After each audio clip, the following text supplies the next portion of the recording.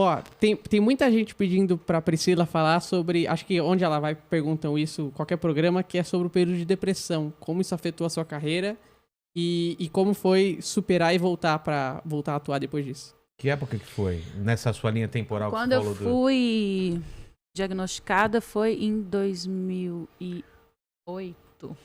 O Lobato mandou o nome da... Mandou, Qual que já é, passei produtora? pro Mandíbula. LBBR. É LBBR e o site é www.lbbr.co. É isso aí. O que André foi Lobato. isso? Então, eu não lembro. Eu tinha 28 anos, eu acho. Eu acho que foi 2008. Não, mas eu não teria 28. Eu não sei. Você tinha acabado de fazer o quê, assim? Eu tinha... Peraí, que eu não lembro.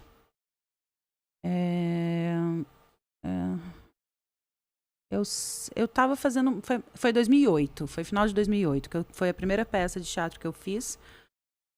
Foi depois de 7 Pecados.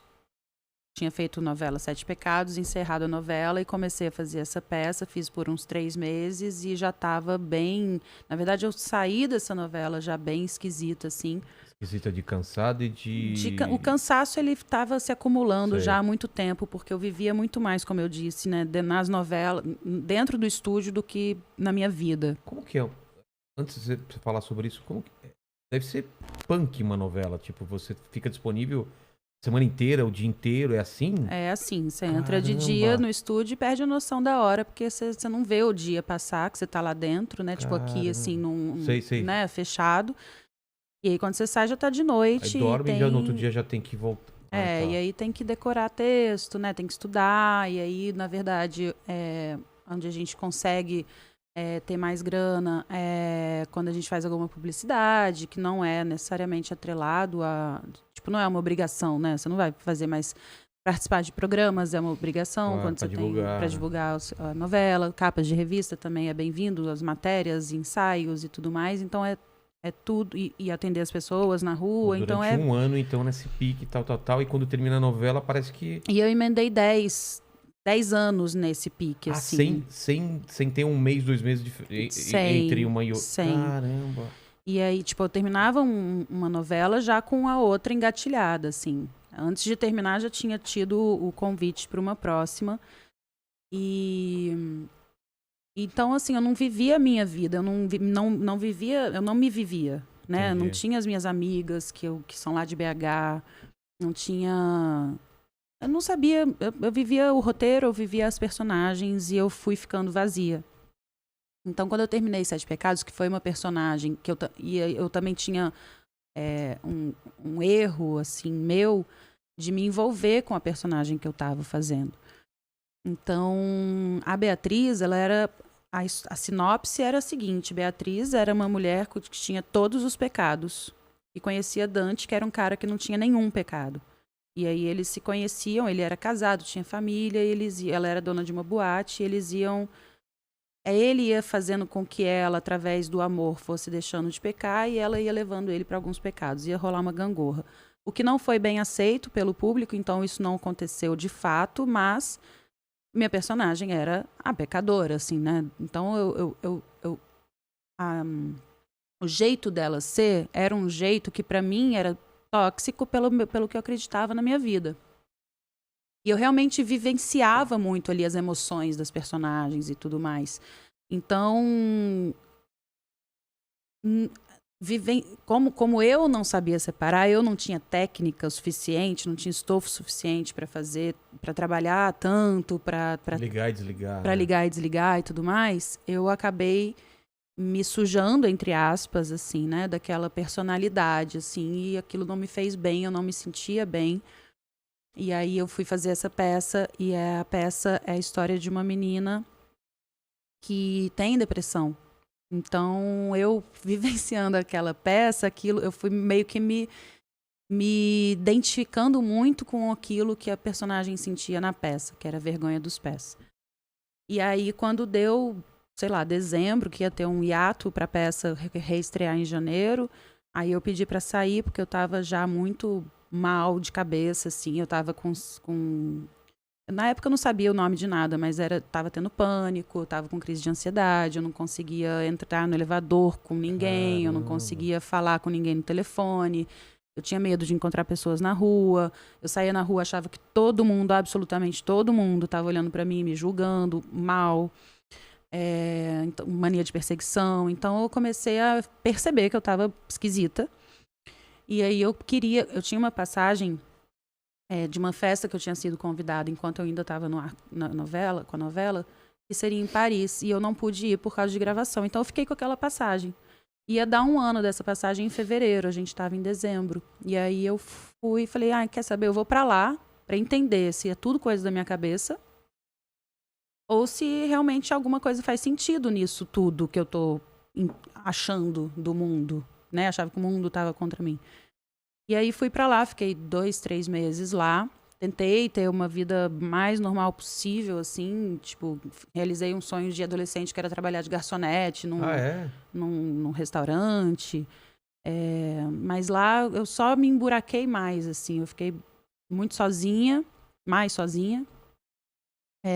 Eu comigo mesma, na verdade, né? Tentando aprender a língua, mas eu comigo mesma é que é o problema, né? Eu acho que tem uma coisa, assim, que eu entendi, que o nosso pior inimigo é a gente mesmo. E a minha cabeça tava de um jeito tal, assim, que ela tava me infernizando, assim, sabe? Eu não conseguia lidar com os meus próprios pensamentos. E aí eu precisei voltar, porque eu não tava me aguentando. E aí fiz uma avaliação com acho que era uma psiquiatra na época. E aí ela me diagnosticou com uma depressão crônica aguda. Ou seja, tipo, já tava, filha, já tava avançadíssima ali. E aí eu comecei a me cuidar. Lá em comecinho de 2009, né? E aí eu precisei dar uma parada, assim. Na verdade, eu acho que a depressão, ela entra na vida de uma pessoa, ou algum outro transtorno mental, assim, pra te parar. Fala, para um pouco. Para um pouco. Se você continuar assim, você vai morrer. É basicamente isso, né? Tipo isso. É um alerta, né? Para um pouco. Cuida de você, olha pra você, faça coisas por você. E eu não fazia nada por mim, eu fazia pelo trabalho, pela profissão, pelos outros, pela expectativa dos outros.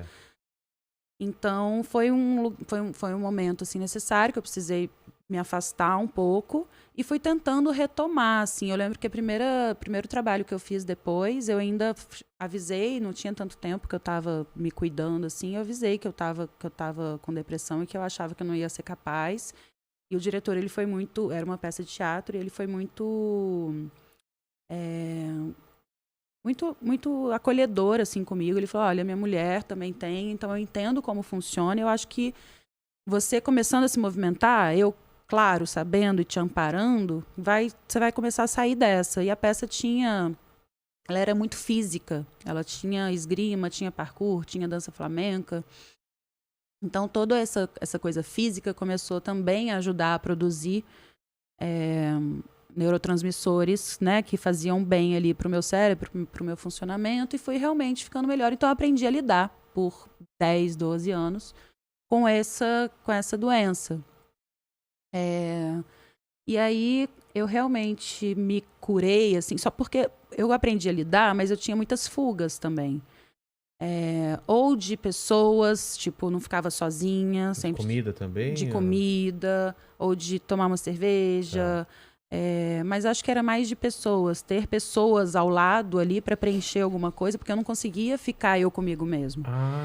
Então, na verdade, eu só aprendi a lidar. Tinha até um pânico e falar, putz, eu tô sozinha, vai vir as coisas na minha cabeça. Exatamente. Eu passei uma época assim.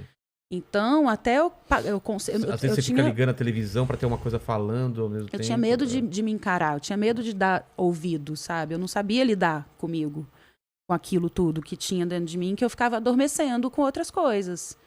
E aí, quem me deu essa coragem foi o Bruno, depois de tantos anos, né? A gente se conheceu no final de 2017. Então, eu já tinha ali 10 anos passados. Tô certo? Anos, quase 10 anos. Tô fazendo as contas certas aqui, eu sou péssima de conta. 2008 que você começou. Para 2017, é quase 10 anos. Vivendo dessa forma, assim. E aí o Bruno, ele conseguiu me dar um suporte, um apoio que eu nunca tive na vida. Então, A partir dessa mão estendida, eu comecei a ter coragem de me encarar. Comecei a me olhar, comecei a me escutar, comecei a entender e a dar nome certo para as coisas que eu tinha vivido, que eu tentava fingir que não era aquilo, porque era demais para eu aceitar. Então eu fui aceitando, fui tomando todas as porradas minhas comigo mesma, assim. E aí sim, eu fui encontrando mesmo um caminho de preenchimento meu de mim mesma, né, com todas as falhas, os defeitos, os erros que eu cometi, me entendendo e me acolhendo. Porque eu acho que uma coisa que acontece muito no começo desse processo é a gente não gostar. Claro que a gente não gosta daquilo que a gente fez, que a gente não acha legal, né? E que a gente finge que não fez, ou tenta... A gente camufla muito, né, as coisas, assim, dá uma dissimulada, dá uma deturpada, tenta não pensar, justamente porque a gente não aceita que a gente possa ter feito coisas que fizeram mal pra gente mesmo. Então, acho que o primeiro momento é a gente ter raiva da gente mesmo, por ter feito certas coisas. Então, são várias fases, assim, né? Até passar, primeiro pela aceitação, depois por essa raiva, e aí você ter a compreensão e você acolher os seus defeitos e os seus erros. É um processo muito longo e muito difícil, assim, muito dolorido, que exige muita coragem, que exige muita força, e que ele é muito mais certeiro quando você realmente tem um apoio, né? Então, foi fundamental ter esse apoio. E eu só tive coragem de percorrer esse caminho porque eu sabia que o Bruno estava do meu lado, assim. E que ele me ajudou a abrir os olhos, né? A dar nome para as coisas que às vezes eu não sabia ou não queria enxergar. Então, foi bem... Foi bem difícil, mas foi bem intenso e preenchido, assim. Foi bem real.